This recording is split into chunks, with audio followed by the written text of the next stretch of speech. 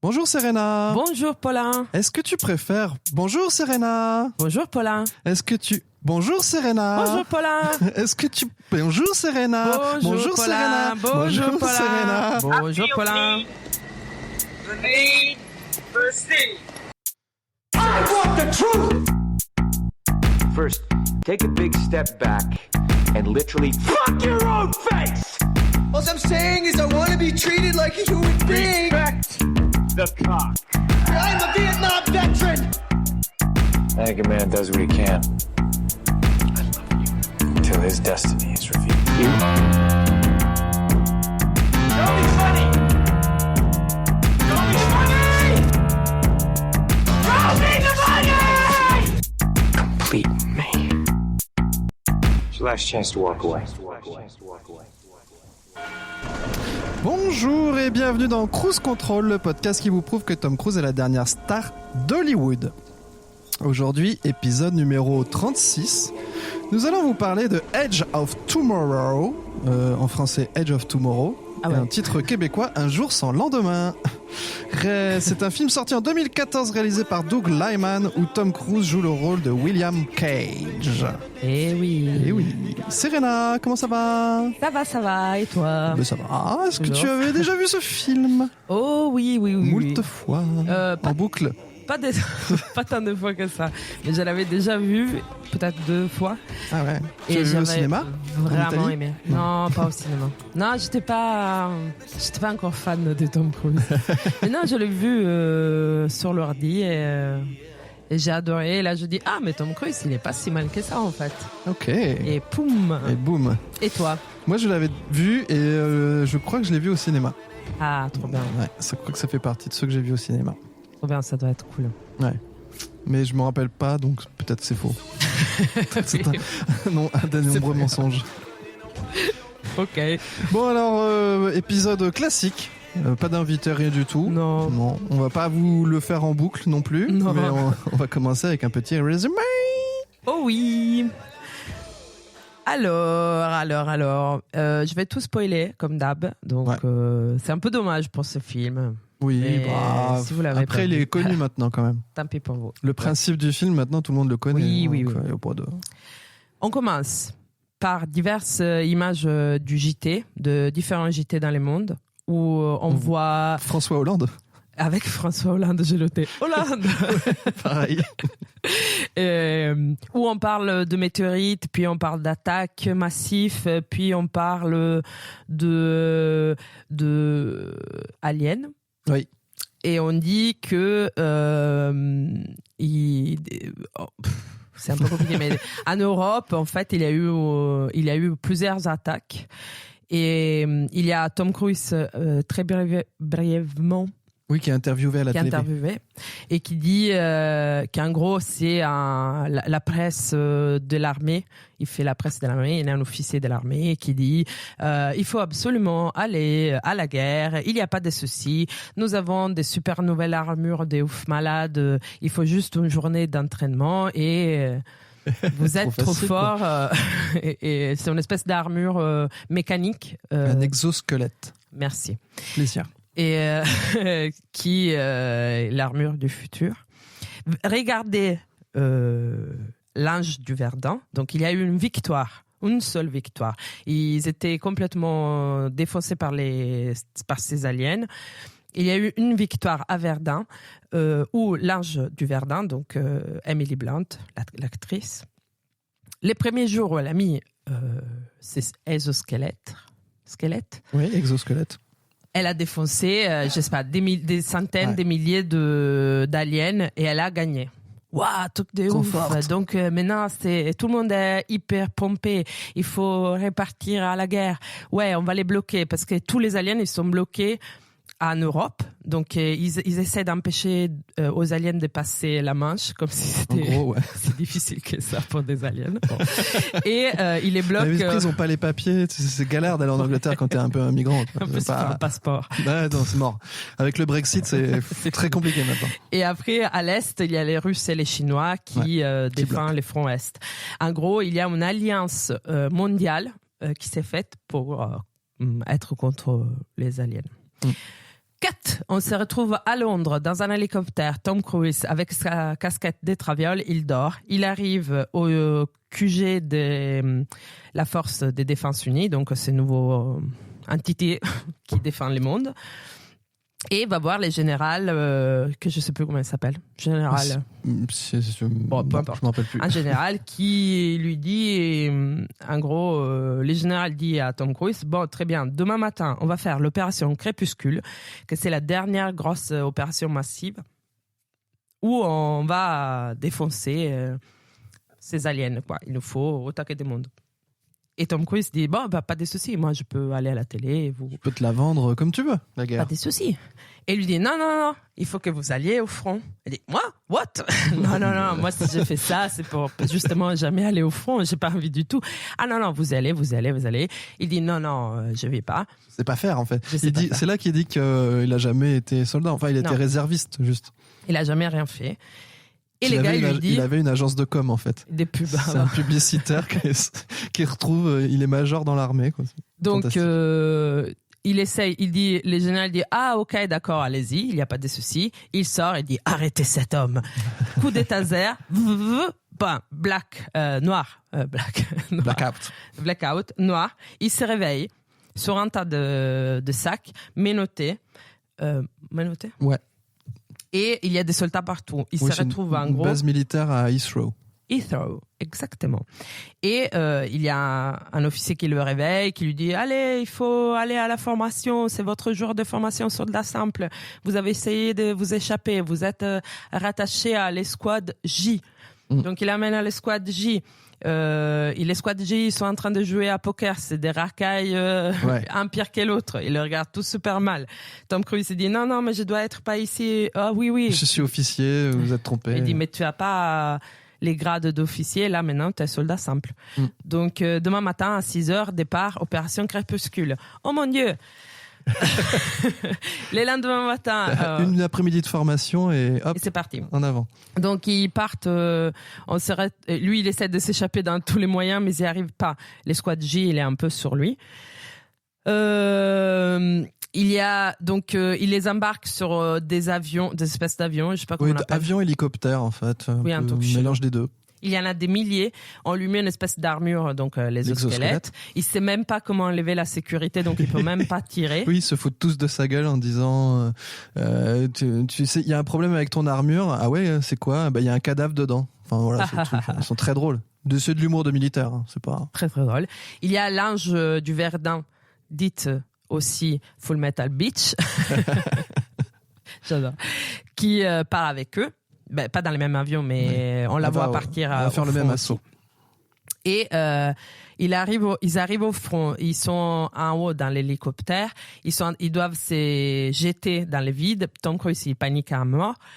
Ils ouvrent les portillons en bas de leurs pieds pour qu'eux ils se jettent dans le vide. Et là, bam, explosion. L'avion, il est pris. Tout le monde est en train de mourir. Oh mon Dieu. Allez, Tom Cruise, tombe. Ouais, c'est ça. Ils sont tous en train de se jeter dans le vide pour débarquer sur la plage. Ils se jettent sur la plage. Il y a des explosions partout. Il y a son copain de l'escouade, un gars de l'escouade qui s'est fait tuer par un avion qui lui tombe sur la gueule. Il y a plein de morts partout. Lui, Tom Cruise, on comprend pas trop. Il arrive même pas à marcher. Quoi. Ah oui, il galère à courir. Il galère avec la squelette. Il n'a toujours pas trouvé la sécurité. Enfin, il galère. Là, il se planque partout. Il fait ce qu'il peut. Il court. Il y a plein de morts à côté de lui. En gros, il se retrouve au milieu du bordel. Il y a l'ange de Verdun qui le sauve à un moment à moitié. Elle se fait buter. Donc elle meurt. Il retrouve quelques copains de l'escouade J qui disent attention, il y a les mimiques. Les mimiques, c'est les aliens, donc. Qui sont des espèces de gros spaghettis noirs. Ah, moi j'aurais dit des poulpes. Mais oui, ouais. Un peu entre spaghettis et poulpes. Tu sais, les spaghettis à l'encre de sèche là. Oui, c'est vrai. Qui bougent. Voilà. Qui bougent hyper vite. Donc il tue la moitié de l'escouade J. Tom Cruise, il arrive à enlever la sécurité de son truc. Il tue un mimique. Et là, d'un coup, il arrive un énorme mimique bleu, différent des autres, qui va pour attaquer Tom Cruise. Tom Cruise arrive à déclencher une putain d'explosion de ouf malade, donc il le tue. Il s'est fait recouvrir du sang de ce poulpe bleu. Il crame. Donc les sangs du truc bleu va sur Tom Cruise, qui le crame, il est mort. Ah, il se réveille. Hein? Quoi? Il se réveille sur un tas de sacs à Heathrow, à la base militaire. Eh oui. Il revoit les squads J et comprend qu'il revit la même journée. Donc il entend les mêmes discussions, il voit les squads J, il remonte sur l'avion, il y a l'explosion pareille, il descend sur la plage. Il essaie de sauver l'Ange de Verdun, il y arrive, mais il se fait buter. Et l'Ange de Verdun, il le sauve pas, il lui vole sa batterie, parce que ses armures elles vont à batterie. Et un Mimic, il arrive, il le bouffe et c'est fini. Ah! Il se réveille. Voilà. Donc il se réveille sur l'état des sacs. Il essaie de convaincre les sergents qui l'amènent à l'escouade J, qui est un peu son chef. Il lui dit non mais c'est hyper dangereux, demain on va se faire buter, il faut pas faire ça. Personne l'écoute. À l'escouade J pareil, personne l'écoute, tout le monde se moque de lui. On lui met carrément un scotch sur la bouche, on le met sur l'avion, il tombe sur la plage, l'avion lui tombe des seaux. Oui, parce qu'il essaye de sauver l'autre copain. Ah, il se réveille. Il commence à courir hyper bien avec ça va mieux. L'armure. Il retrouve l'Ange de Verdun, il se fait tuer par une voiture. Ah, il se réveille. Donc là, il y arrive à passer la voiture. Ouais, il passe la voiture. Il saute sur l'Ange de Verdun, donc il la sauve entre guillemets, et il lui dit. Qu'est-ce qu'il dit il la suit, en fait. Enfin, il l'emmène pour qu'ils aillent buter les trucs.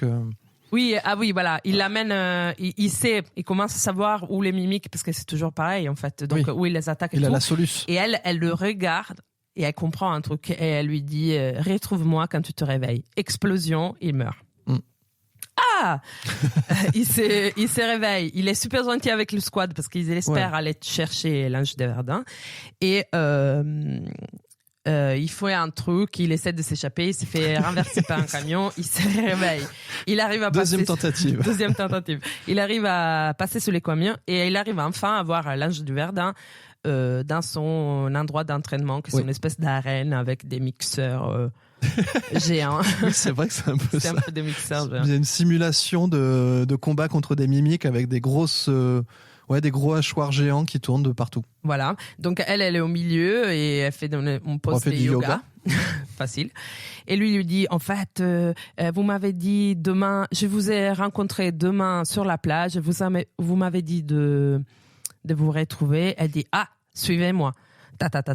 Elle l'amène dans les coulisses. Elle lui dit, je sais qu'est-ce qui vous arrive, ça m'est arrivé moi aussi. Donc, c'était pas la première fois qu'elle portait l'armure à Verdun. Elle l'a fait plein de fois. J'avais ses pouvoirs, mais je l'ai perdu. Ouh, mystère. Qu'est-ce qui s'est passé quand vous êtes mort? Elle dit, j'ai tué un poulpe bleu. Il dit pas ça, mais bon. Elle dit, un mimique bleu. Oui, c'est pas. En gros, il découvre que c'est pas juste un mimique comme les autres, c'est un alpha, et il a été recouvert de son sang. Et donc, à partir de là, à chaque fois qu'il meurt, il recommence la journée à zéro. Ils vont dans un truc souterrain, et ils retrouvent un troisième personnage, qui c'est le Dr. Carter, qui est un physicien hyper ouf malade, qui sait le seul qui connaît la vérité sur l'Ange de Verdun. Oui. Parce qu'elle a tout essayé, et dans les différentes journées... C'est le seul qui l'écoute. Qui l'écoute et qui l'a pas mis dans un asile psychiatrique ou l'a essayé de la... Oui, de faire des expériences sur elle. Voilà.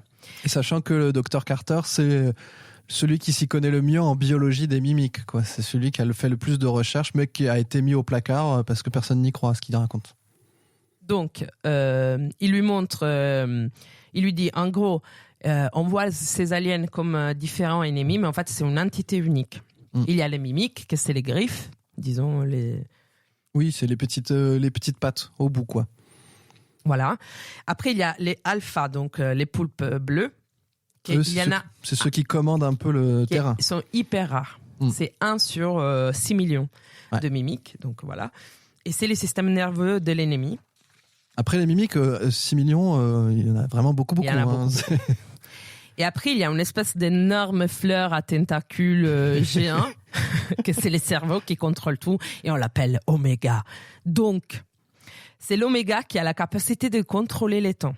Quand un alpha, il meurt, il revient une journée en arrière, donc 24 heures en arrière, et l'alpha, il est à nouveau vivant, mais en plus, il garde les souvenirs de ce qui s'est passé. Donc, c'est un ennemi il maîtrise. Imbattable. Ah oui. Parce que ils savent exactement tout de ce qui s'est passé en amont. Mais la faille, disons, c'est que si tu es couvert de son sang, toi aussi tu recommences la journée. Donc toi tu aussi, gagnes le pouvoir de l'alpha, quoi. Enfin de l'oméga. Voilà.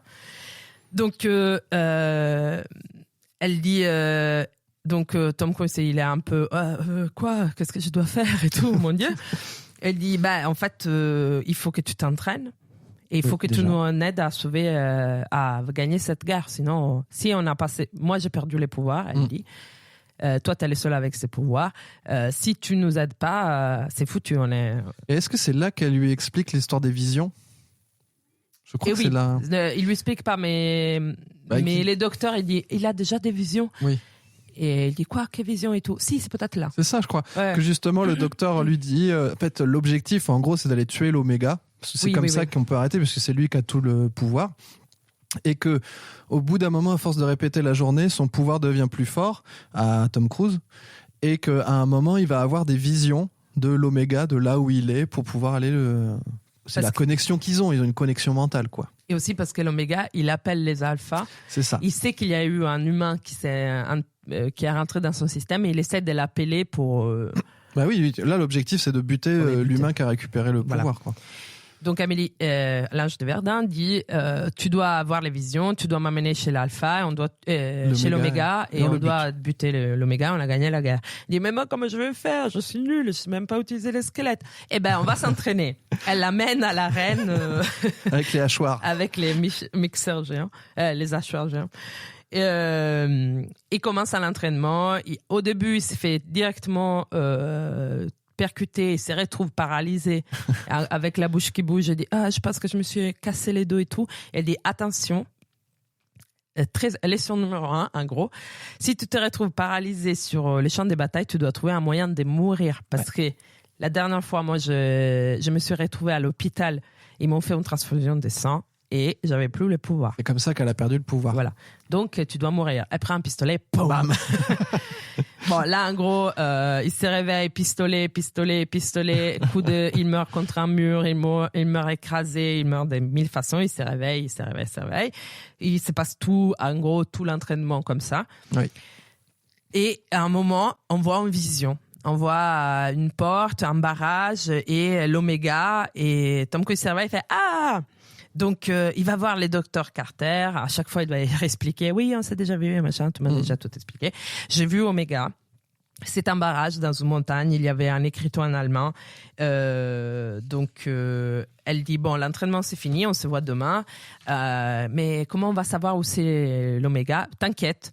Toi, maintenant, ton objectif, c'est de nous faire sortir vivants de la guerre. Du champ de bataille de la plage, en fait. De la plage. Parce que là, il va falloir qu'ils aillent plus loin que la plage pour pouvoir aller sur le barrage. Et ils ont que les 24 heures, quoi, en fait, avant que ça se réinitialise. Oui. Donc, il se passe que on voit énormément de scènes de guerre où ils se font buter de 1001 façons. Très drôle. Mais ils avancent toujours un peu. Ils avancent. Donc, journée sur journée, ils arrivent à un endroit, ils dépassent la guerre, disons, le front. Et ils se retrouvent à un endroit où il y a plein de voitures, il y a plein de mimiques aussi cachés. Et ils arrivent à prendre la voiture, à aller dans une espèce de ferme paumée. Et en gros, il y a un hélicoptère et ils doivent prendre l'hélicoptère pour aller... Pour aller jusqu'au barrage qui est en Autriche ou en Allemagne, je sais plus. Je sais plus, en Allemagne, je crois. En Allemagne. Enfin, dans une montagne allemande. Parce qu'entre-temps, le docteur Carter, il leur a dit j'ai trouvé. Et donc, bizarre, il veut pas trop partir, Tom Cruise. Oui, ils sont dans la ferme et ils bricolent. Bois un café. Ouais, il y a du sucre. T'en veux 3, non? Elle dit, on était déjà ici. Et elle dit, bon, on va pas coucher au coin du feu, il faut y aller, on n'a pas beaucoup de temps. Elle dit, non, mais en fait, ici, c'est les plus loin où tu peux jamais aller. Tu vas toujours mourir ici, on essaie et tout, tu meurs. C'est que moi qui pars. Elle dit, on y va quand même. Et elle y va, elle meurt. Parce qu'elle, c'est un soldat. Oui, et en plus, voilà. Je sais pas, qu'est-ce qu'elle va dire? Je rentre. Ah bah non, on s'arrête là. Non. Donc elle part, elle meurt, il meurt aussi, il se réveille, il décide de pas aller voir l'ange et de partir tout seul. Donc Mais il fait tout en solo. il fait tout en solo, il passe la guerre, il va à la ferme, l'hélicoptère, il va là au barrage, mais il n'y a pas d'Oméga. Merde. C'est un piège. Et non seulement ça, mais il y a un mimique qui le blesse pour le faire saigner, mais le tue pas. Et il y a un alpha qui le tue pas et qui attend juste qu'il perd son pouvoir. Et là, il comprend que c'était un piège des aliens. Il arrive quand même à s'échapper, à se noyer. Ouais, ça c'est gore. C'est hyper gore, c'est horrible. Donc, il arrive à se noyer et il pas perdre trop de sang, donc il a encore le pouvoir. Il a encore le pouvoir. Il va voir le docteur Carter en disant l'Oméga n'était pas là, c'était jamais là, il nous attendait, c'était un piège, les visions sont des pièges et il voulait mon sang, blablabla. Donc ils disent on n'a aucun moyen de retrouver cet Oméga. Et l'ange de Verdun dit mais les transpondeurs. Et le docteur Carter dit non, c'est trop grave, c'est trop difficile cet objet. C'est pas sûr que ça marche. Ça marchera pas. Et en plus, j'en ai pas ici. Oui. Il faut aller le récupérer à Whitehall, donc les QG. Le QG de l'UDF. Où il y a les générales. Oui. Et est-ce que c'est là où elle explique que la bataille de Verdun, en gros, si elle l'a gagnée, c'est parce que l'Oméga l'a laissé gagner? C'est au tout début. Avant. Ah non, c'est au tout début. Mais en gros, mais non, mais qu'en gros, c'est là qu'elle explique qu'effectivement, tu as l'impression de savoir ce que fait faire l'Oméga, mais en fait, c'est lui qui te fait. Et si tu gagnes, c'est l'Oméga qui te laisse gagner, quoi. Justement parce qu'il a un plan à plus long terme. Oui, parce que lui, en fait, en gros, il espère que les humains, ils croient qu'ils vont gagner pour pouvoir tous les détruire, qu'ils mettent tous leurs moyens dans l'opération Crépuscule, donc à la plage et des fois. Et donc c'est pour ça, c'est parce que c'est pas la première fois que l'Oméga il fait un piège aux humains, en gros. Oui. Faut dire qu'il est très malin. Même si c'est juste un plat de spaghetti carbonara, quoi. Non, l'Oméga, c'est la fleur tentacule. On dirait un peu un spaghetti avec un œuf, tu sais, dessus.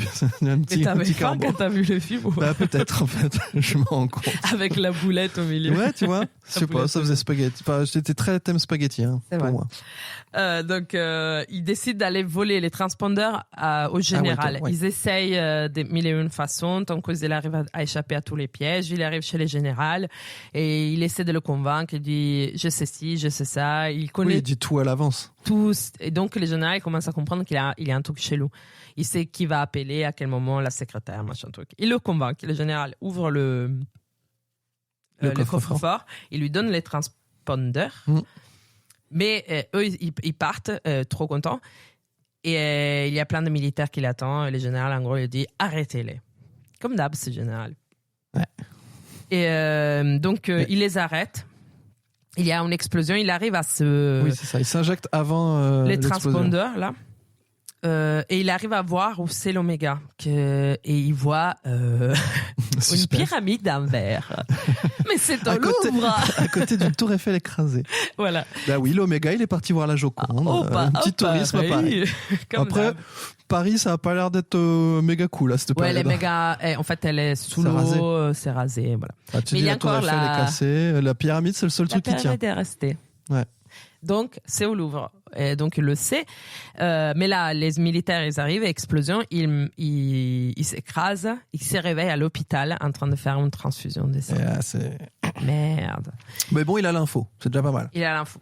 Et il sait pas si Emily Blunt, c'est l'ange de Verdun, est vivant ou mort parce qu'à l'accident, elle était évanouie. Mais non, elle est vivante, elle arrive, elle le sauve. Elle est en train de le tuer parce qu'elle veut recommencer la journée à zéro. Et top que je dis non. Top, hop. J'ai fait une transfusion d'essence, c'est mort. Ok, d'accord. Donc, on sait où c'est l'Oméga. On a 3 heures avant le lendemain et il faut le tuer d'ici demain. Ouais. Et puis alors là, on n'a plus de vie, quoi. Et voilà, on n'a plus de vie. C'est ton dernier niveau de Mario, t'as plus de champignons. Voilà.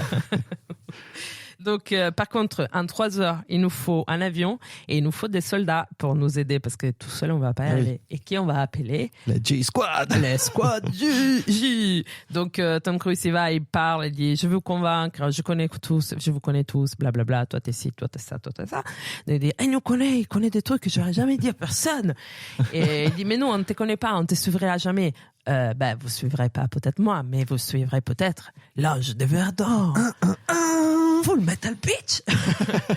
Ok. Donc ils partent tous ensemble. Ils trouvent un avion. Ils partent vers Paris. Et l'avion il se fait exploser déjà. Donc il y a déjà 2 sont morts de l'escouade. Je sais pas pourquoi ils sont venus. Ouais. Ils tombent. Il y en a 3 qui restent avec eux. 1 est blessé. Il y a les mimiques qui arrivent pour les attaquer. Il y en a beaucoup comme d'hab. Des dizaines.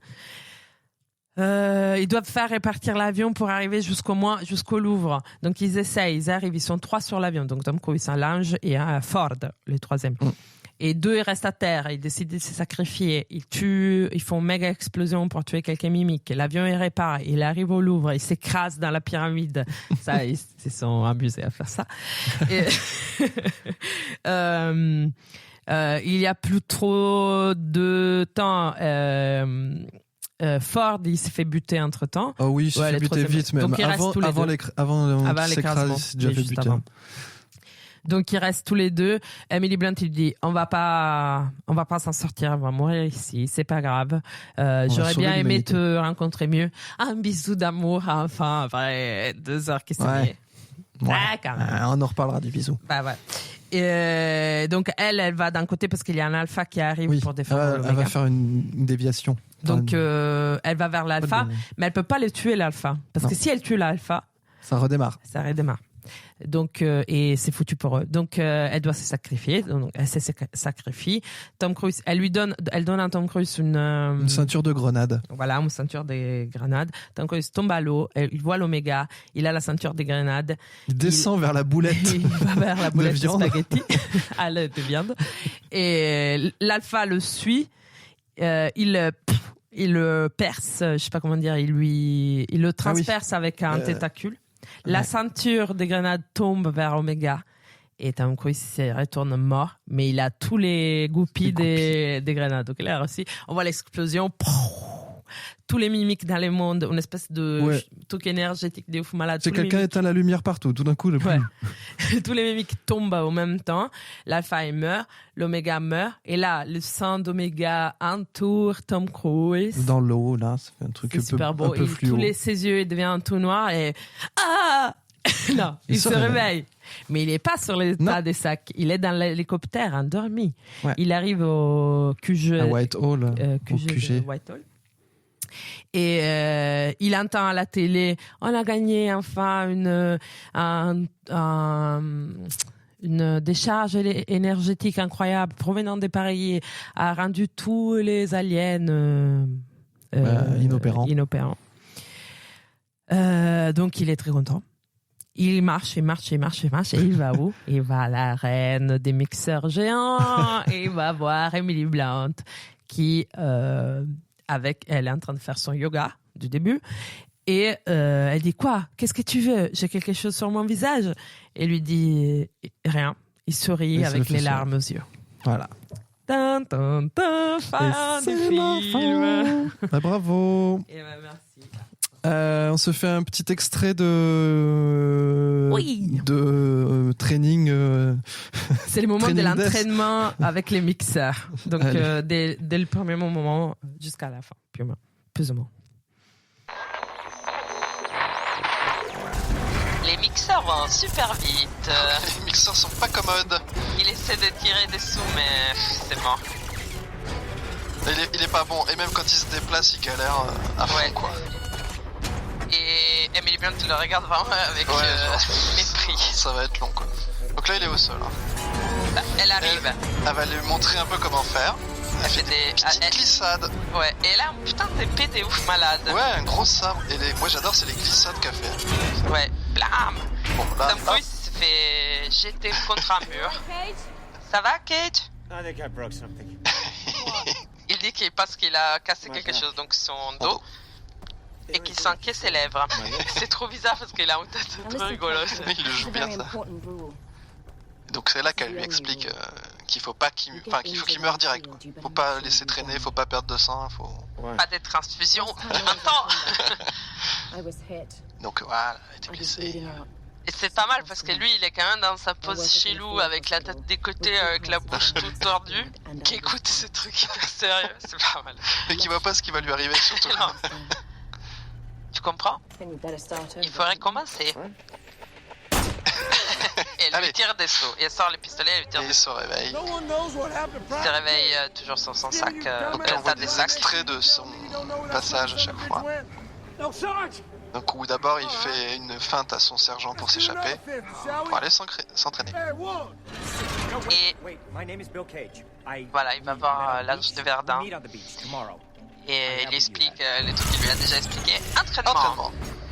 Allez, Deuxième bam, tentative. gros coup de tête. Elle est dépitée, Emily Blunt. C'est réparti.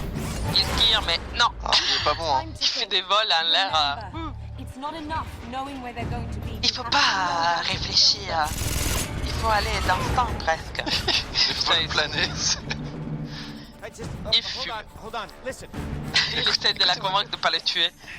Okay, do it. Bah, ok, vas-y. Ça doit pas être très agréable quand même. Bah... Ah, il a évité un mimique là. Ah, c'est pas mal, ça s'améliore là. On est mieux. Il essaie de arrêter le... Il a une idée. Ah, c'est quoi cette idée?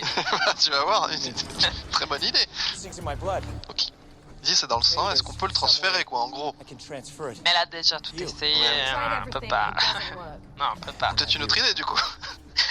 Il fait une espèce de mimique du sexe avec cette armure. Avec ses exosquelettes. Elle s'en fout, elle dit ah oui, le Bah sexe. oui, Ouais, j'ai essayé, mais ça marche pas. C'est pas ouf. Bam! Et elle lui jette le mixeur sur la tronche pour le tuer. Allez, oublie ça. Ah, il se fait écraser contre un mur. Bam! Allez, vol plané. Encore. Ah! Il meurt. Est-ce qu'à chaque fois elle le tue? Mais je sais pas, c'est vrai. Ou c'est une séance ça? Ah, c'est à chaque fois le tue, hein. Oh, ouais. Bah là, il meurt, hein, quand il va contre le mur. Là, ça va. Non. Non, ça va pas. Dès qu'il est blessé, en fait, elle le tue. Et alors là, bon. Ah, tout le monde le tue. Oh yeah, I'm good. Ça va, oui, j'ai Il juste une rentre. jambe cassée.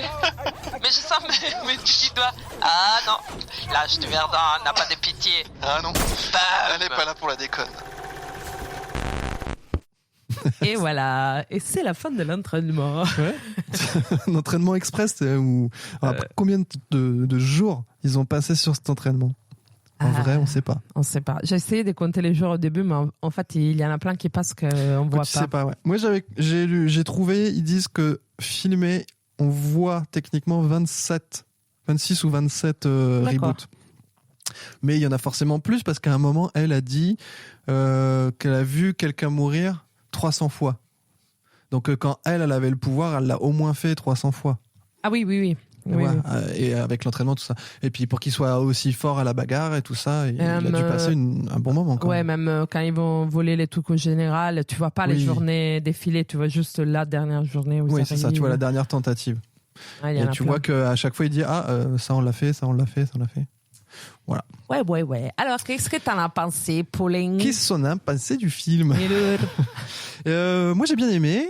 J'avais déjà bien aimé avant. J'étais content de le revoir parce que j'avais un mix d'appréhension en me disant mais ça fait longtemps que je l'ai pas vu, ça se trouve c'est pas si fantastique que ça, parce que quand je l'avais vu à l'époque c'était un peu original, enfin il y avait un truc assez chouette, tu vois, dans la science-fiction. Il a quand même un truc qui est très drôle, ce film, c'est que c'est le meilleur film d'adaptation de jeux vidéo qui est pas une adaptation de jeux vidéo en fait. Ah ouais, c'est vrai. Il y a toujours eu des tentatives d'adapter au cinéma des jeux vidéo, mais ça marche très rarement, voire jamais, je pense. Enfin, je sais pas. Il y a toujours ce fantasme de dire on peut adapter des jeux vidéo au cinéma, ce qui marche pas terrible. Et là, c'est pas une adaptation, mais c'est un film qui a compris les codes du jeu vidéo, tu sais, tu fais une partie, tu recommences, tu meurs, mais bon, comme t'as appris comment passer ce niveau-là, ok, tu le passes. Ah, c'est vrai, c'est une très bonne... et Doug Liman le disait en interview, il disait que c'était intéressant, et en fait, il a capté un peu ce truc, tu vois, de ces trucs tout cons, mais quand il essaie de s'échapper, quand il fait les pompes avec son sergent, et il essaye de s'échapper, la première fois il se fait écraser par le camion parce qu'il y a un problème de timing, et tu vois qu'il a dû le refaire 2-3 fois et qu'il a réussi à trouver le timing, quoi. C'est pareil quand t'es au jeu vidéo avec Mario et que tu essaies de faire un saut, tu dis ah non, c'est pas ce timing là, faut que je le refasse, et t'essayes 2-3-4 fois. Et je trouve que c'est assez rigolo en fait d'avoir trouvé comment faire ces deux trucs là. Trop bien. Sachant qu'à la base c'est une nouvelle, un roman, une nouvelle écrit par Hiroshi Sakurazaka, un auteur japonais qui fait plein d'histoires de science-fiction. Et du coup, quand je fais une petite rapide explication de la prod, en gros, cette nouvelle a été écrite, traduite et tout ça, machin, et très rapidement, il y a des studios qui ont acheté les droits. Ils ont acheté les droits et ils ont demandé à un auteur qui s'appelle comment il s'appelle, Dante Harper. Ils lui ont demandé d'écrire un scénario pour le cinéma qui a été acheté plus de $1 million quand même. Ah ouais. Scénario et ça pendant des années, ça faisait partie des scripts qui traînaient à Hollywood où tout le monde avait vraiment envie de voir ce film. Ah ouais. Mais ça a mis du temps et tout ça machin là. Au bout d'un moment, je sais plus, c'est Warner Bros, je crois, qui lance la prod, et ça part chez des scénaristes. Je sais plus qui. Enfin bon, il envoie un scénariste finalement qui est remplacé par deux personnes qui s'appellent Butterworth, des frères et sœurs, je sais pas. Et au final, ça part en prod, tout ça. Doug Liman est embauché et il y a Tom Cruise est embauché. Et qui c'est qui arrive dans l'équation? Christopher McQuarrie. C'est vrai? Ouais, qui arrive pour aider les scénaristes à finir le film. Oh. Parce que en gros, quelques mois avant le démarrage du tournage, ils avaient toujours pas fini d'écrire le script, quoi. Mais c'était déjà parti en point. Là. Et Christopher, il est partout. Dès qu'il y a Tom Cruise, maintenant, il y a Christopher, il est pas loin. C'est son cri-cri d'amour, je pense. Waouh, trop bien. Et du coup, c'est McQuarrie notamment qui a donné la teinte un peu humoristique et qui a notamment aidé pour écrire sur la fin qu'ils n'arrivaient pas à écrire correctement, quoi. Trop bien. Et je lisais, après c'est des anecdotes, mais qu'en gros, le côté un peu humoristique qu'il y a dans ce film, c'est Tom Cruise qui l'a voulu. Qui a dit à McQuarrie, il m'a dit, mais il y a un truc trop cool en fait à faire, parce qu'il dit c'est comme Bip et Coyote, quoi. C'est comme le coyote. Grave. Il dit, tu peux faire mourir un personnage plein de fois, faut au moins que ce soit un peu drôle, sinon c'est glauque, quoi. Ouais. Et c'est pour ça qu'il y a tous ces enchaînements un peu gagasques, et que finalement c'est un film qui a quand même beaucoup d'humour dans le truc. Ah c'est trop bien, moi, voilà. Je trouve. Du coup, ça c'est l'histoire un petit peu de la prod de Interesting. Et toi, du coup, ton avis sur ce film? Moi, j'aime bien les films de la journée qui recommence. Mais souvent, ça, tu vois, il y en a des milliers, des comédies. Un jour sans fin. Ouais, voilà, il y en a des milliers. Mais ce qui m'embête un peu souvent, c'est qu'il n'y a pas de raison. C'est un truc qui arrive comme ça. On ne sait pas. Et après, ça s'arrête, mais on ne sait pas. Tu vois, et ces trucs-là, ça me saoule. Ouais, après, c'est une excuse scénaristique pour dire ce personnage, on va le mettre dans une boucle pour qu'il voilà. évolue. Mais s'il n'y a pas de raison à la base, moi, ça me saoule. Ah, okay. Et là, je trouve que c'est hyper bien fait. C'est trop bien fait que ça soit dans les films d'action, déjà. Et j'adore. Oui, puis avec les extraterrestres, ça explique le. Ben oui, et en plus, voilà, t'as quand même la crainte de perdre ses pouvoirs. Tu fais quelque chose quand même. Oui, voilà, et la boucle est un enjeu. C'est pas juste le moyen de faire avancer le récit. C'est un enjeu dans le récit, en fait. Mais carrément. Ouais. Et je trouve ça me plaît beaucoup. Et j'aime bien le duo. Ouais. J'adore Emily Blunt. Déjà, je trouve qu'elle c'est une sacrée comédienne, mais je trouve que leur chimie, elle marche super bien. Ouais. Ils sont tous les deux trop drôles. Ils sont pas drôles en soi, mais duo comique. Enfin, les duos est vraiment le duo comique. Marche bien. Donc j'aime vraiment, et j'adore le scénario alien hyper développé, les trucs de l'organisme. Je trouve ça assez brillant. Je sais pas, même les aliens, je les trouve jolis. Ils m'ont pas. Ça te rappelle, ça rappelle l'Italie, ça les spaghettis. C'est les spaghettis à langue de sèche. Je pense que c'est ça, à mon avis. C'est la famille. Oui, peut-être. Mais je trouve qu'ils sont pas, tu vois, ils sont pas. Ils ont pas mal vieilli pour l'instant. Non, ouais, c'est vrai. Non, ça va, les effets spéciaux marchent bien. Et puis il y a un côté, c'est une masse, quoi. Et c'est un truc. Ils ont vachement joué ce truc-là quand même. Tu vois, notamment le fait de faire la grosse scène de guerre qui revient régulièrement, c'est sur une plage. Enfin, il y a le côté l'invasion et le truc un peu gore, quoi. Ouais. C'est la chair à canon et ça s'arrête pas. C'est un truc sans fin. Et puis que ces espèces de tentacules, en fait, ils se ressemblent tous et c'est un flow continu. Ça fait vraiment, c'est le débarquement et tout ça, les trucs. Mais grave, et même les morts débiles. Oui. En fait, c'est pas quelque chose que tu dis la guerre, trop bien et tout. En fait, tu vois vraiment les renversements. Il y a tous les soldats qui font trop les fiers, qui sont là, ouais, on va tout déchirer. Et en fait, ils meurent des mille façons, très vite, mais des façons pas héroïques. Et oui, parce que c'est ça, c'est un champ de bataille, quoi. C'est pas de l'amour. Et c'est ça aussi qui est vachement intéressant. Par rapport au passé de Tom Cruise, je veux dire, par rapport à la guerre, il en a fait un truc très mythique. Ouais. Oui, là c'est nul. Hein. Là c'est nul et c'est bien. Puis en plus ils font que perdre parce que c'est vraiment c'est une armée, mais alors c'est bricolage, quoi. On prend tous les gars qui traînent parce qu'il faut qu'on ait du monde, il faut faire de la masse. Ouais. Et c'est la stratégie des aliens de dire en fait envoyez tout. Ouais. Et nous de toute façon dès que ça nous va pas on redémarre et puis. Ouais, clairement.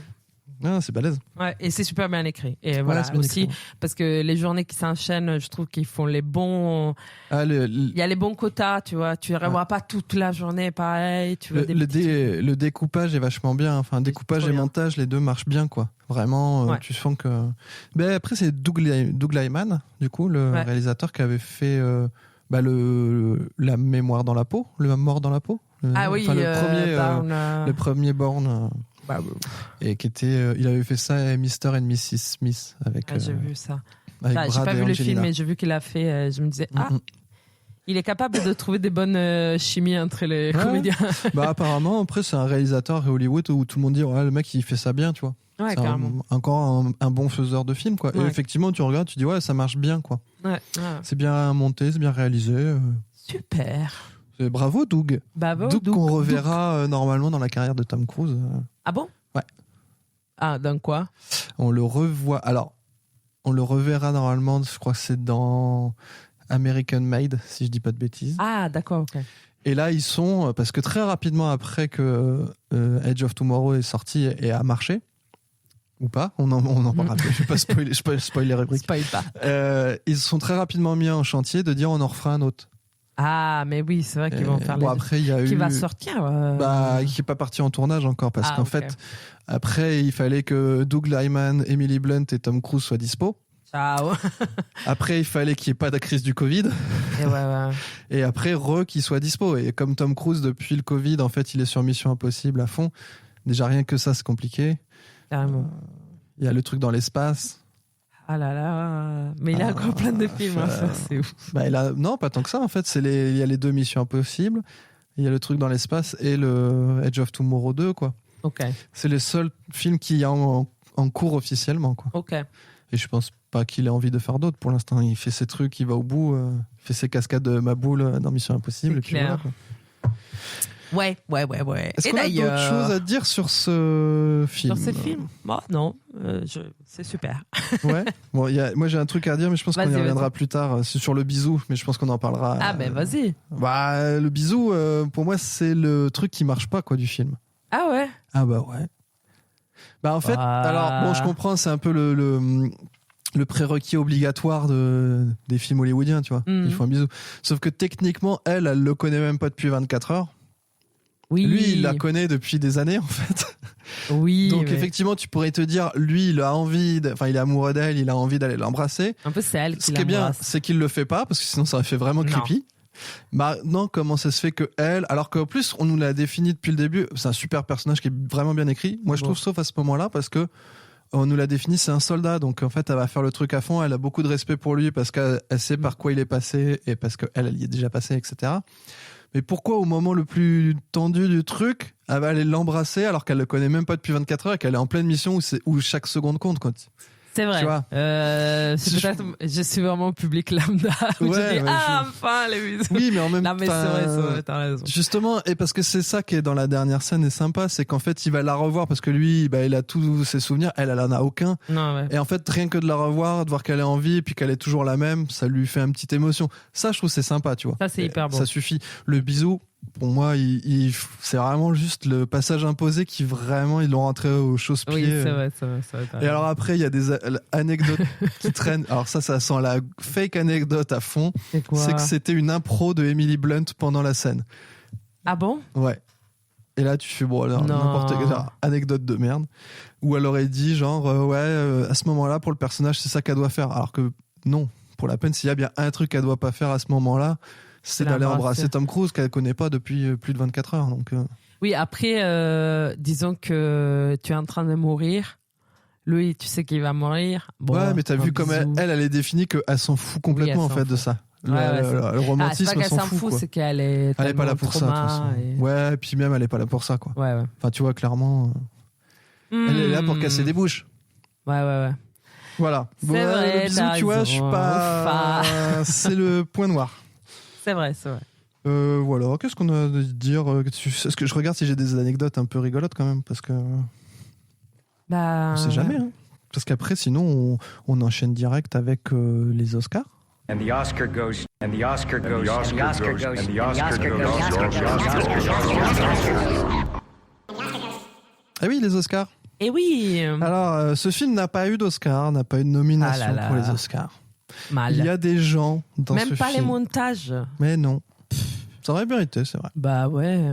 C'est hyper monté. Alors après, film qui a pas trop marché aux États-Unis. Ah bon? Eh oui.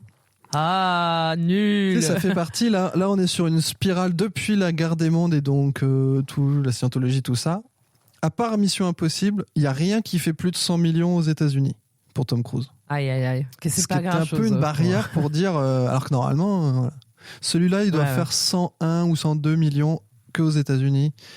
Donc ça revient un peu, mais c'est considéré comme un échec si tu fais pas 100 millions aux États-Unis avec Tom Cruise dans le truc. Je suis très déçu. Ouais. Mais bon, on verra les chiffres plus tard. Mais les Oscars, il y a quand même 2 personnes dans l'équipe de ce film qui ont déjà eu des Oscars. J'arrive pas. Toujours pas? Je sais pas. Ah, mince. Eh ben. Christopher McQuarrie. Oui. Toujours avec son petit Oscar de Usual Suspect, mais faut que tu y penses parce que là, ça va être tous les films. C'est vrai. Et un autre qu'on a déjà croisé un peu plus tôt dans je sais plus quel film d'ailleurs. Qui est, je te le dis parce que je pense pas que tu t'en rappelles, c'est le directeur photo, c'est Diane Bibi. Ah. Voilà, qui a eu un Oscar pour Mémoire d'une geisha. Ah oui. Voilà, c'est parce que tu te rappelles, c'était, je sais plus quel film d'ailleurs. Je sais plus. Je retrouverai ça pas me dit un truc. Voilà. Ouais. C'est vrai, la photo, on en a pas trop parlé, mais ça m'a pas. Moi, je suis pas fan. Moi non plus. Il y a un côté. Autant j'aime bien la DA, enfin les costumes, enfin le design des exosquelettes, je trouve qu'il est cool. En plus, ils ont vraiment bossé le truc en mode on s'est renseigné sur où en était la recherche technologique pour trouver quelque chose à peu près correct. Le faire un peu crado, mais pas trop, mais que ça reste logique. Ils en ont fait une centaine de trucs comme ça. Ah ouais. Qui portaient toute la journée. Waouh. Ça faisait, j'avais noté, ça faisait entre 39 et 59 kilos, le bordel. Putain. Mais du coup, c'était vraiment automatisé. Ouais. Ah ouais, quand il court, du coup, c'est ça qui est cool parce que ça donne vraiment des trucs un peu chelous. Oui, ça donne Tom Cruise a été beaucoup avec l'équipe technique pendant quand il faisait les recherches pour trouver comment ils allaient s'en servir après, tu vois. Est-ce qu'ils pouvaient faire une démarche un peu de merde, une bonne démarche, les trucs des glissades, enfin ils cherchaient plein de trucs. Après, pendant les scènes d'action, ils avaient des fils partout pour pouvoir bouger, sinon c'est l'enfer. Putain, 50 kilos. Ça, c'est un super taf, ce truc-là.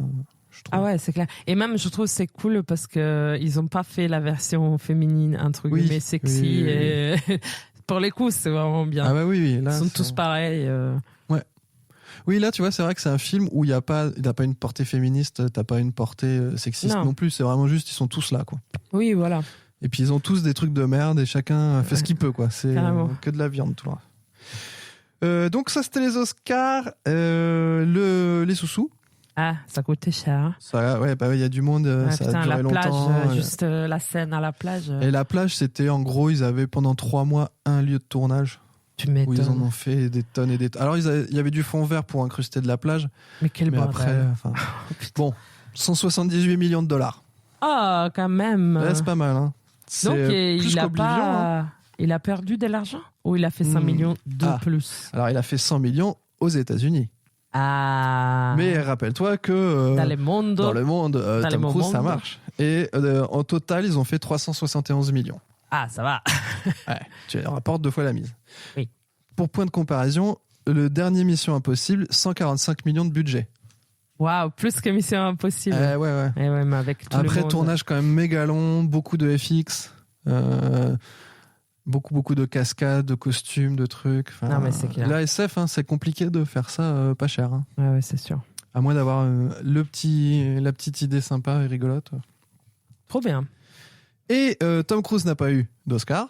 Il a eu des sous-sous. J'ai pas trouvé son salaire, mais il a eu des sous-sous. Ouais, c'est sûr. Et qu'est-ce qu'on en a pensé de Tommy ? Moi, j'adorais.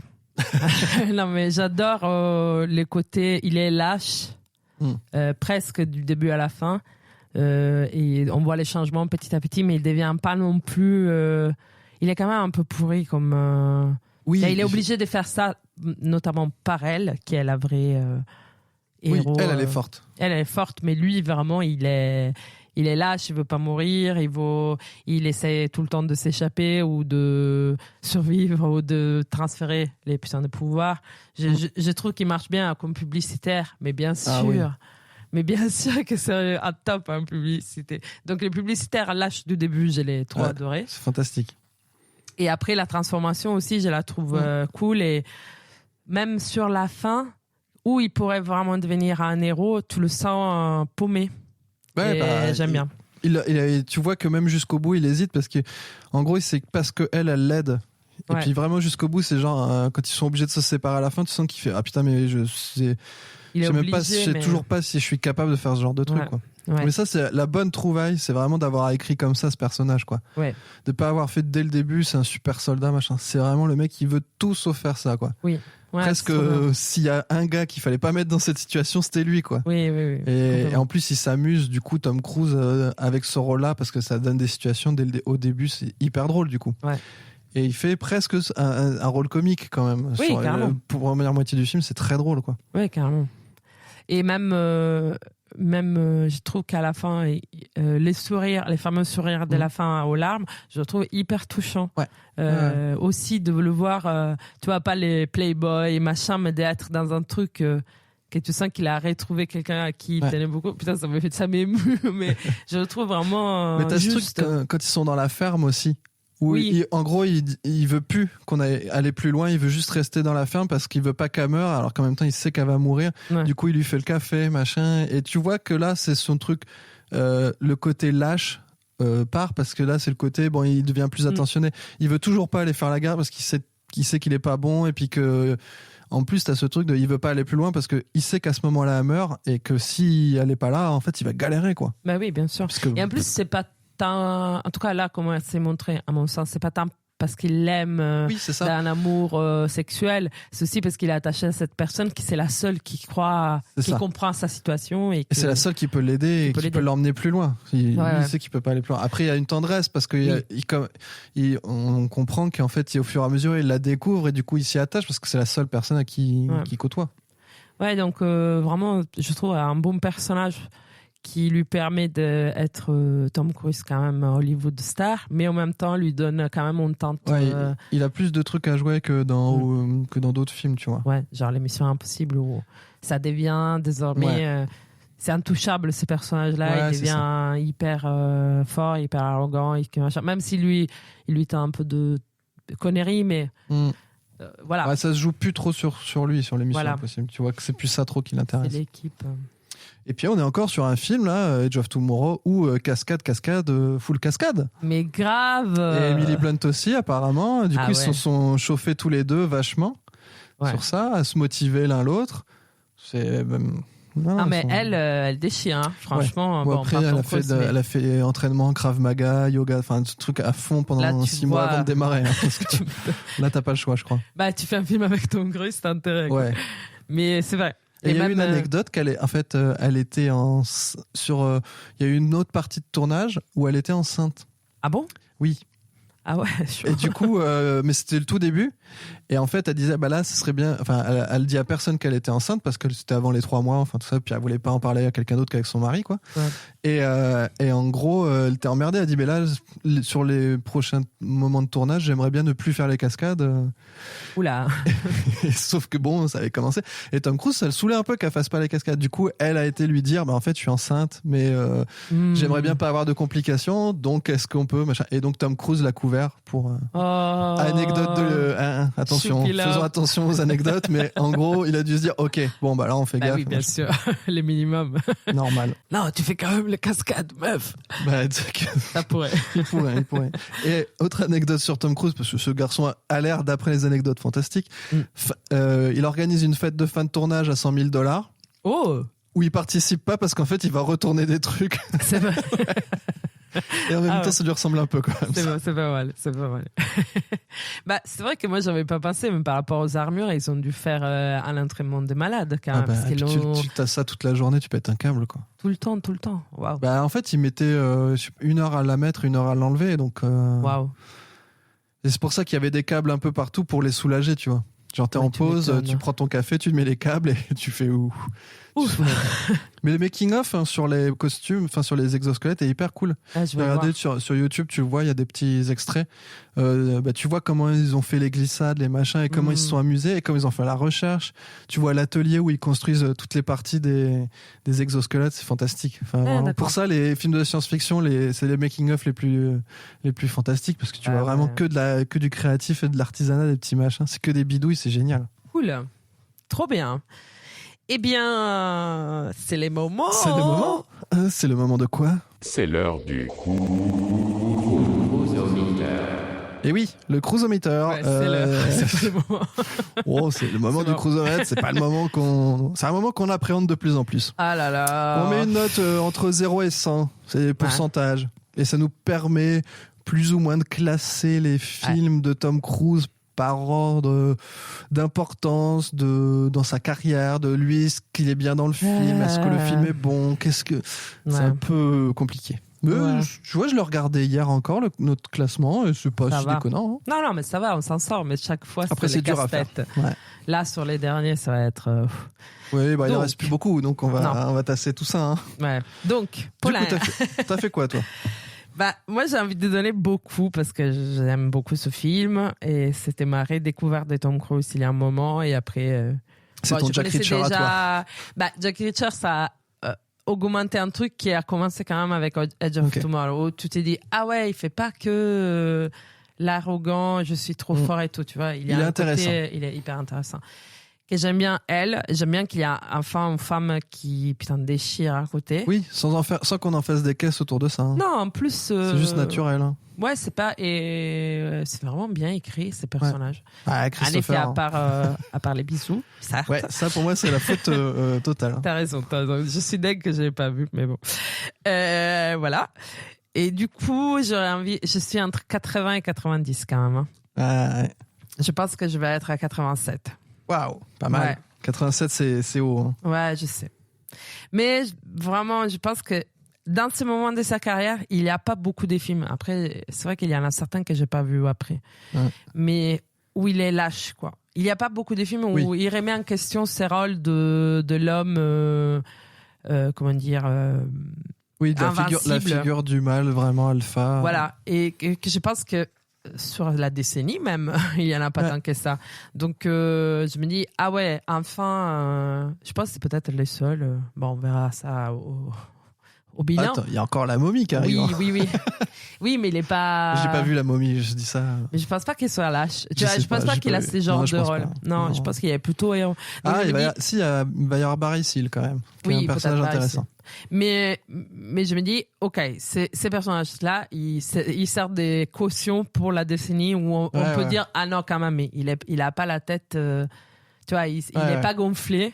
C'est juste qu'on lui offre pas ces rôles-là, mais si on lui offrait même, il le cherche même, tu vois. Et du coup, ça lui fait une caution pour les spectateurs qui vont dire, ah non, lui, tu vois, les snobs. Donc, je pense que c'est important. 87, pas mal. 87. Toi? Moi, du coup, j'ai galéré. J'ai fait plein d'allers-retours. J'ai fait comme d'hab, je me suis fait une petite fourchette. Je voyais pas trop comment le mettre au-dessus de Minority Report. Ah bon? Ouais. Parce que pour moi, Minority Report, quand même, c'est Spielberg, c'est un carton, c'est une référence dans les films de SF.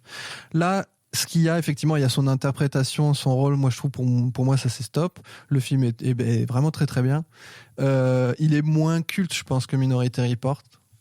Il est après, par contre, il fait, là où il est impactant, c'est qu'il fait partie des films où quand tu dis Tom Cruise, tout le monde dit ouais, Tom Cruise, j'aime pas machin. Il dit ah si, il y avait le machin où il fait la boucle temporelle, j'avais bien aimé, c'était sympa. Ça c'est sûr. Presque comme si c'était un petit film indé, alors que bon, c'est quand même un film à 170 millions, mais souvent c'est vrai que ça fait partie des films qui reviennent où les gens disent ah si, j'avais bien aimé dans ce truc-là. Ouais. Et puis c'est un film qui, je pense, dans les films récents de science-fiction, fait partie de ceux où on dit ah, tu vois, il y en a une petite vingtaine, 15-20, où on dit ah, ceux-là, ils ont quand même eu des petits trucs sympas. Carrément.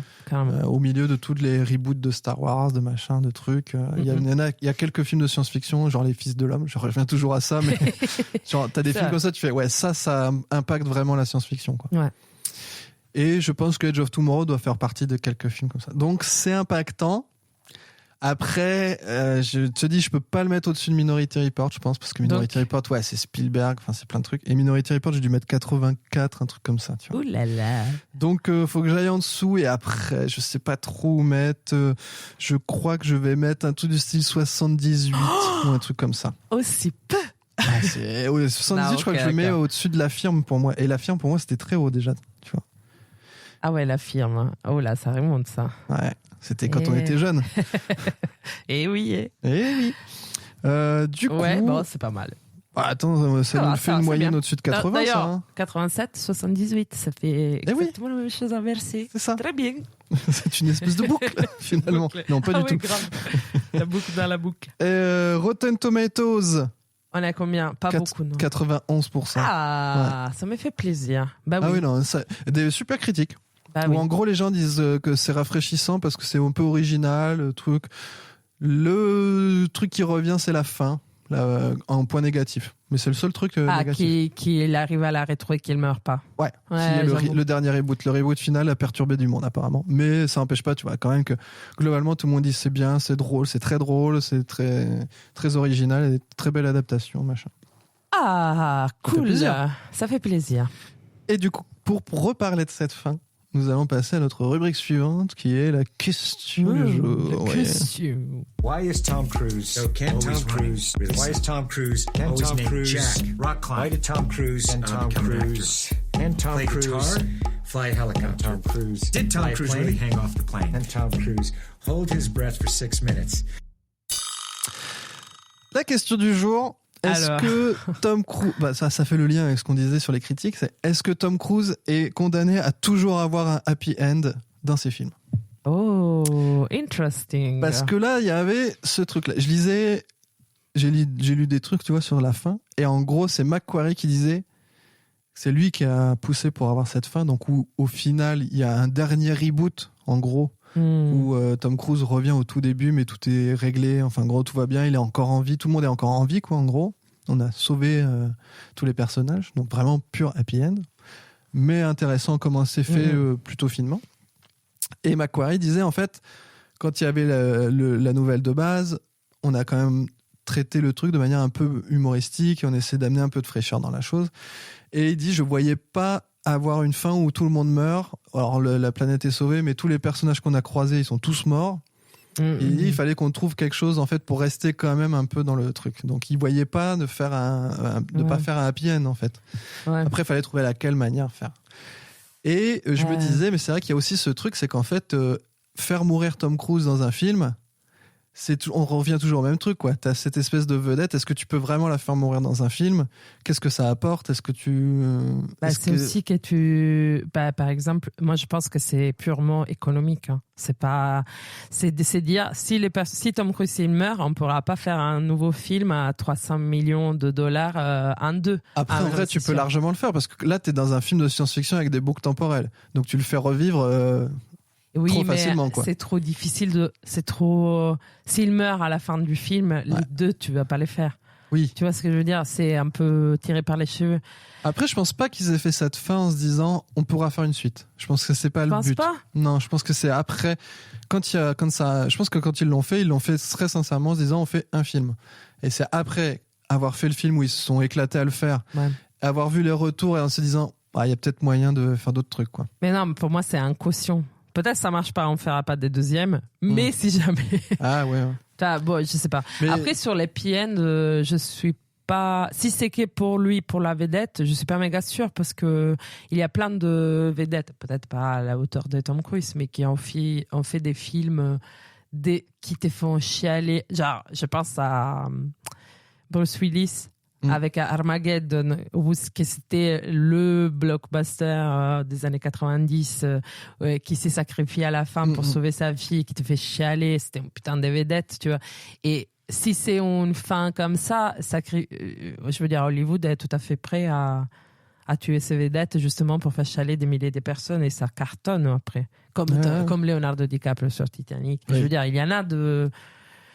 Oui, donc, alors, je suis pas mais sûre Tom que Cruise, tu vois, je me demandais est-ce qu'il y a des films où il meurt à part Valkyrie? Ah ouais. Je crois que c'est le seul film où il meurt. Ben non, pas... Collatéral, mais il est le méchant. Mais c'est le méchant. Ouais.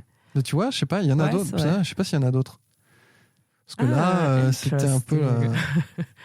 Non, c'est vrai. Il fait pas de sacrifice ultime. Ouais. Il arrive toujours à réussir à sauver le monde, mais. Dans la guerre des mondes. Presque il aurait pu mourir, mais bon, non, c'est happy end. Ouais, c'est vrai. Ouais, intéressant. Après, là, en plus, c'est ce truc complètement con parce qu'en gros, il a fait le sacrifice top. Ouais. Ça pourrait être le martyr ultime, sauf qu'on repart à zéro. C'est pas du tout que c'est lui qui a fait ça. Et ça, c'est triste. Il repart en mode là, moi je suis.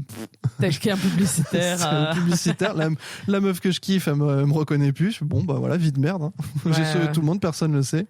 Oui, mais bon, en même temps. Non, voilà, c'était mon truc vraiment. Je me dis, est-ce qu'on peut faire autre chose que des happy end, ou des happy end ou en tout cas des résultats. Est-ce qu'on peut le tuer? Est-ce qu'on peut tuer Tom Cruise? C'est pas évident. Ouais, s'il revient pas, c'est chaud. Voilà. Intéressant.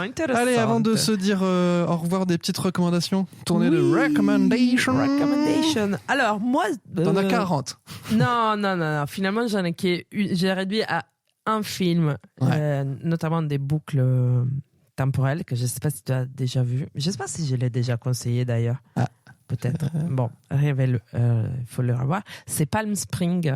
Ah oui, je l'ai vu. Springs. Avec mince, comment il s'appelle? Andy Samberg.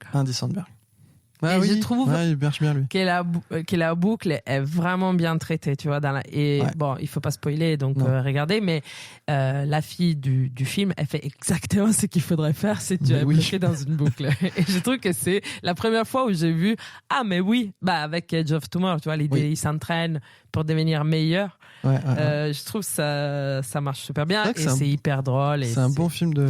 Il est passé complètement inaperçu. Alors qu'il est vraiment. Et c'était pas un film direct Netflix ou un truc comme ça? Il était sur Hulu. Ah oui. Hulu. Et si vous le trouvez. Ah ouais, mais je crois qu'il est sur Netflix. Je ne veux pas dire de bêtises. Mais... il marche trop bien. Et ils sont trop drôles et lui il est trop débile et ça marche trop bien. Ouais, puis là c'est vraiment si t'étais coincé dans une boucle temporelle, oui, en vrai tu ferais que de la merde. Et c'est trop bien. Voilà, je trouve vraiment belle boucle. Oui, en plus c'est une rom-com boucle temporelle qui a un genre qui existe pas mal, mais qui là est vraiment fun. C'est vrai. Qui est vraiment fun. Qui sort des clichés habituels. C'est vrai. Voilà. Cool. Et toi? Eh bien moi je vais recommander une bande dessinée qui s'appelle Démon, voilà, qui est sortie en 2016, qui est écrit et dessiné par Jason Shiga. Alors c'est pas facile, faut pas que je spoil, mais en gros vous pouvez y aller les yeux fermés, c'est fantastique, c'est très très très très drôle. C'est l'histoire d'un gars, Jimmy Yee, qui ne meurt jamais en fait. Enfin qui passe son temps à mourir et se réveiller. Mais pas dans une boucle. C'est pas une boucle. Tu vois, c'est là le truc en fait, c'est que il meurt très régulièrement, à peu près toutes les pages, quoi. Mais il revit et le temps avance quand même. Ah ok, trop bien. Donc voilà. Et ça va partir complètement en cacahuète parce que du coup, il va devenir très très recherché à cause de ce qu'il fait. En fait, à cause de son pouvoir, mais personne ne sait que c'est à cause de son pouvoir. J'essaie de pas spoiler, mais vraiment, faut le lire, c'est génial. Mais on le trouve en français. Ouais. Oui, il est sorti, je te dis, en 2016, je crois. Cool. Ah non, c'est ça, je te le passerai, c'est un pavé, c'est génial. Trop bien. Mais après, Jason Shiga, c'est très drôle ce qu'il fait. Il fait plein de BD, il en a fait des BD à choix multiples, complètement connes, où justement il joue avec ce truc. Enfin, il adore. Et là, il apprend ça, en gros, c'est un mec qui meurt à chaque fois. Mais si tu pousses le potard à 20 000, jusqu'où ça va en fait. Si un mec, à chaque fois qu'il meurt, il revit encore et encore. Enfin voilà, c'est très très drôle. Cool. Voilà, Jason Shiga, Demon et Palm Spring, ce sont les recommandations d'aujourd'hui. Alors, on se retrouve dans 2 semaines pour vous parler de quelque chose de très original qui s'appelle Mission Impossible Rogue Nation. Allez. Parce que ça doit bien faire 2 épisodes qu'on n'a pas parlé Mission Impossible, alors hein, on y retourne. Eh oui. D'ici là, vous pouvez faire plein de choses. Oui. Dans l'ordre, dans le désordre, vous pouvez aller sur PodCloud, sur le catalogue, vous pouvez créer des podcasts, vous pouvez en écouter d'autres. Oui. Vous pouvez mettre des pouces, des étoiles un peu partout, genre Apple Podcast, les machins. Vous pouvez venir sur les réseaux sociaux @cruisometer sur Instagram et Twitter pour nous envoyer des petits messages, pour relayer, pour faire de la pub, pour faire machin, on s'en fout, peu importe. Vous pouvez aller sur le site cruisecontrol.card.co, card avec 2 R. Pour revoir tous les vieux épisodes, parce que là on a une quarantaine entre les hors-séries, les machins et tout ça, donc vous pouvez les écouter, les partager, tout ça, machin, oui. Qu'est-ce qu'on peut faire d'autre? C'est déjà pas mal quand même. Vous pouvez regarder les films de Tom Cruise, vous regardez les prochains. Les prochains, c'est donc Mission Impossible Rogue Nation, ça doit être le Jack Reacher 2, Never Go Back, La Momie, Barry Seal et Fallout. Et après, c'est fini. Et après, ce sera la fin. Bon, on aura le temps d'en reparler parce que ce sera pas vraiment la fin, mais un peu la fin, mais pas trop la fin. Mais bon, voilà. Voilà. Je crois que là, on a fait. Là, vous avez tout ça, vous piochez là-dedans, vous faites un des trucs de tout ça. Pourri. Voilà. Et puis, nous, on vous fait des bisous. On dit à dans 2 semaines. Des bisous.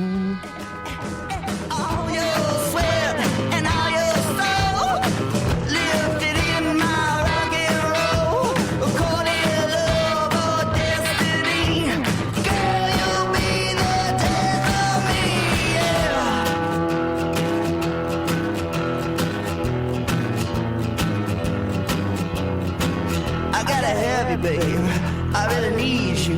Lots of ways to drive you crazy. I need to teach you. Let me be your angel, chariot, and lightning rod. Let me be the one to get closer to a God. I'll fly you up to heaven so you can see the sight. And long as I can have you on my trip into the light, yeah. Trip into the light. Trip into the light. I wanna trip into the light. Come on in, trip into the light. I think I'm dying, but I'll be alright. Oh baby, I'm the devil, but I need you for the night. I'll fly you up to heaven so you can see the sight. As long as I can have you on my trip into the light. Mes 2 seuls trucs que j'ai notés en regardant, c'était un film avec François Hollande et avec une Renault Espace. C'est la France.